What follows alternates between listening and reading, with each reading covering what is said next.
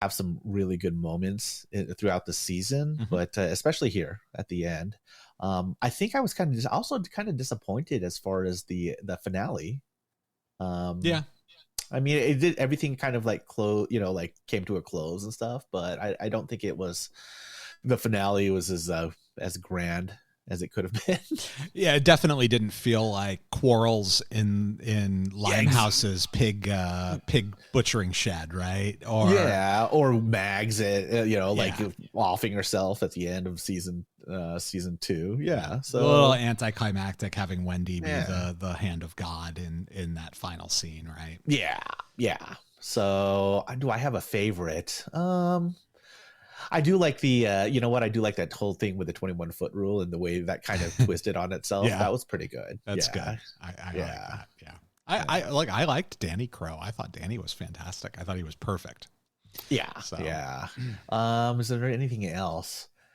Well, like I had mentioned earlier, I think that the way the story kind of meandered, like from where it started, from where the season started to the way it ended, it's I didn't think that you would end up where you did if you would like watch the beginning.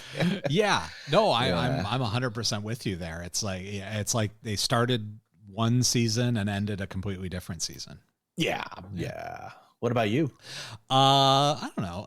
My least favorite. That's really easy. That's anything with Ava in prison. It just wasn't well executed. It just wasn't well executed, and there was too much of it. So that's my least favorite. I've said all I need to say on that. But my favorite moment of the entire season was Dickie Bennett this season. The surprise reintroduction of Dickie Bennett with Dewey Crowe and then with Raylan. It was a much needed moment of break from the Crows and a visit with it felt like a visit with an old friend. And and it was nice. Very nice. That's great. Yep. Yeah. So, all right. Well, let's get to our last segment, which is, are you going to shoot him too, Raylan? I was telling my friends this morning how yesterday he come to me and if you don't get out of town in 24 hours, I'm going to shoot you on sight. Fire no! Are you going to shoot him if you catch him? I'll kill 4 of you before you even clear your weapons, and I'll take my chances with the other 2. If you get the chance, shoot him in the nuts. Yeah. I don't pull my sidearm unless I'm going to shoot to kill. Are you going to shoot him too, Raylan? And Raylan does not shoot anybody in this season finale. Surprisingly, right? Yeah. I mean, usually there's bodies, and there were 2 this with Jimmy and what's his name, Daryl, but not counting the cartel guys. Not counting the cartel guys, but it wasn't. There wasn't as much gunplay, and there definitely wasn't any from Rail. In fact, I mentioned earlier, I did look to see how many bodies were on Rail in this season, and there were only 2. Okay. One was what's his name from he was the hired hitman from Detroit, the white guy. He was right. That was him. Oh, when they were trying to when they found Theo Tonin, like in that warehouse. Yeah. And he came in with that shotgun. Yeah, that's right. Yeah. The guy from Firefly. And Serenity. That was the other one. Yeah. So there was that, and then the other one that Raylan had shot was Elvis. You had mentioned. Oh, earlier. Okay. He did shoot Elvis. Yeah. Okay, I couldn't remember. In the boat as he was trying to get away. So. Right. Yeah. So, and that was it for him. Yeah. For Raylan, so kept the gun in the holster quite a bit this season. Yeah, I think you can maybe he had to draw his pistol a few times, but he didn't even do that really that much. Yeah, I know. I think the first time I saw him do it in several episodes. Well, no, that's not true, because he did it with he had multiple encounters at Audrey's where he had to draw. because there were all the criminals were there. So he had a couple of those moments where he did have to draw his pistol. But yeah, I was going to say, when he drew on Wendy, and the way he drew on Wendy is so great, because Wendy shoots and then you just pan back over to Raylan and he's got his gun in his hand, you know? Like you didn't even see him move. He's just got his gun in his hand pointed at Wendy. Yeah. But that's a fantastic touch too. Yeah. You know, he's be like the gunslinger and that whole thing that they talk about. Just a magician. Yeah. Yeah. Blink and it's in his hand. Yeah. It's like there's that great scene in Blazing Saddles when they're taunting Gene Wilder or whatever. He draws. It's like at one frame it's not in his hand. The next frame of the movie it's in his hand, and he doesn't even move. So right. Well, that's it. Yeah. So that's the end of season 5. Anything else on the episode or on season 5 that we have to get to? I don't think so. I don't have anything else. All right. Well, let's talk about what comes next. First, we're going to talk about the socials. Make sure you check us out on the socials. That's at Groundless Pod, at Groundless Podcast. You can email us, groundlesspodcast@gmail.com, with your questions, corrections, love troubles, if you have them, for season 6. Raylan's got plenty of those in season 6, so we're happy to answer any of your love troubles. Check us out on Reddit or Instagram or Twitter is probably where we're most active.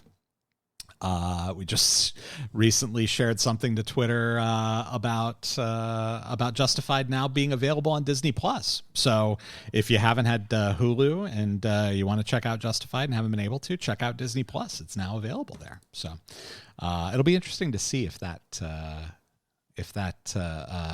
Groundless City Primeval or Justified City Primeval ends up on Disney Plus also after it airs. Oh yeah, it'll be interesting to see. Why wouldn't it be on? Well, I who knows the way they distribute shows now. I know, it's so weird. Like I don't know confusing. Why it's on Hulu, but why is it also on Disney Plus? I don't know. I don't know the answer to that. But fine, that's fine. Whatever. Groundless maybe we haven't confirmed it yet, at least me. I may be at the ATX TV festival in June to see the premiere of Justified City Primeval. So if you're planning on going, send us a quick email. Let us know that you're going to be there. I'm interested to see if there's any listeners who are planning on attending or anyone affiliated with the show who might listen, who wouldn't mind having a chat with us while we were there. Let us know, and we'll make the decision. I haven't entirely decided yet whether I'm going or not. I'm still looking into trying to get a media pass and that sort of thing, but we may be there. Probably in the worst case scenario, I'll buy the virtual pass and watch the panel remotely. I might not be able to see the show doing that though. So that's So check us out there. Let's talk about production schedule. So our next production schedule. So basically in 2 weeks, 2 weeks after this episode airs. So after you're hearing this, come back in 2 weeks and you'll hear Cocaine Bear, which is our between seasons movie for season 5. We'll do it'll be a little bit of a different format. We haven't exactly landed on the format yet for that, but it'll be closer to what we're going to do for Groundless City Primeval, since it's kind of a contemporary watch, more of a reaction podcast than a rewatch podcast. So we'll so stay tuned for that coming up in 2 weeks, and then after that we'll be taking about a month off to get prepared for either season 6 or City Primeval, or potentially both, depending on how the production schedule and the air schedule works. We don't know when City Primeval is going to air just yet. We expect it'll be sometime after that premiere, the first week of June, but I don't know if that means like July, August, or if it means like the next week in June, or if it means October, right? So so we don't know for sure yet. As soon as we do know, we'll update Twitter with a production schedule for City Primeval and how that affects or doesn't affect our production schedule for Groundless. So that's the update there. And that's it. That's it for season 5 of Groundless. We've now we're down to 13 episodes left, man, of the show. This is crazy. Plus the 8 new ones, of course. But yeah.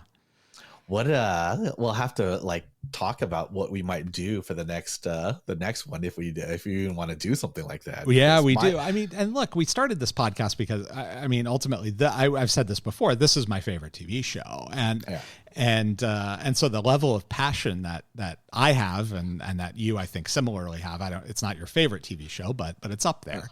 Yeah. Makes this a joy to produce this podcast. I spent 3 hours, like I said, I spent 3 hours last night working on that stupid family thing. and about 3/4 of the way through, I said, this is so stupid, but it's so totally worth it because I think it's funny. And so you went and bought additional equipment specifically for that. Yeah. Oh yeah. I'm a couple $1,000s in on this podcast from an equipment standpoint already. So yeah. Well, if you're not going to do anything 100%, then it's not worth doing. That's exactly right. I listened to Boyd Crowder's pep talk. This is my time. Either his or Dewey Crowe. Like, hey, I'm the one who. My dream. This is my dream. Yeah. The way he says that the same way every time, just I love it. I love it so much. It's really good. Yeah. And we're not done with Dewey yet. Those of you who've seen season 6 know that he's around for season 6. So I'm excited to talk about Dewey in season 6. Okay, my nomination after this series would be The Oval. The Oval. All right. Yeah. I like it. We can do multiple nominations. Calm down, people. If you have a thought on what it should be, I actually have an idea, and I'm going to throw this out there. And we're running a little bit long, but that's okay because it's the season finale. And you know what? If you don't want to listen to this, just turn it off, right? Whatever. Yeah. So I actually have an idea for what to do for the next show. So like, what I want to do is put up a Patreon. And then basically say, here are 4 options we think for the next run of Groundless. Vote with your dollars. tell us, subscribe to the plan that you want the show to be. We'll take nominations for that too. So if you have a show you want us to do, we'll put that up there and say, if it's a show we really don't want to do, it might be a higher dollar amount than a show that we do want to do. Obviously, we won't put up the ones that we really, really don't want to do because that's just a different form of torture altogether. But I'm thinking about doing that. So, send us an email or a tweet. Let us know if you'd be interested in something like that to help us decide what we're going to do next if we're going to do anything. So. Yeah. I'm just thinking, the way the internet is, somebody roll in drop like 50,000 or something like that. Oh, like the worst. I can't even think of what the worst show that neither of us would want to even do. And they do that, and we're like, oh man, we got to do this. Grey's Anatomy. Oh. We'll be very careful with the terms and conditions to make sure that we're not bound into this indentured servitude for some dude's, pleasure. Like, do your lawyer stuff. Yeah, exactly. You do the contracts. Exactly. I think it'd be interesting to watch these guys suffer for a year doing a show they don't want to do. Just an agent of the Joker is out there sponsoring our Patreon. Yeah. All right. Well, with that said, so if you have ideas on what we should do, send me an email. Send me an email if you have an idea on how we should pick what we should do. Even if you don't know what we should do, send me an email on how we should pick it. Either way, we'll look into it. We haven't decided on anything yet at this point. So not even if we're going to keep going. So. So interested to hear from the listeners to hear what they might want to hear. And also don't forget to subscribe, rate, and review to both this and Groundless City Primeval.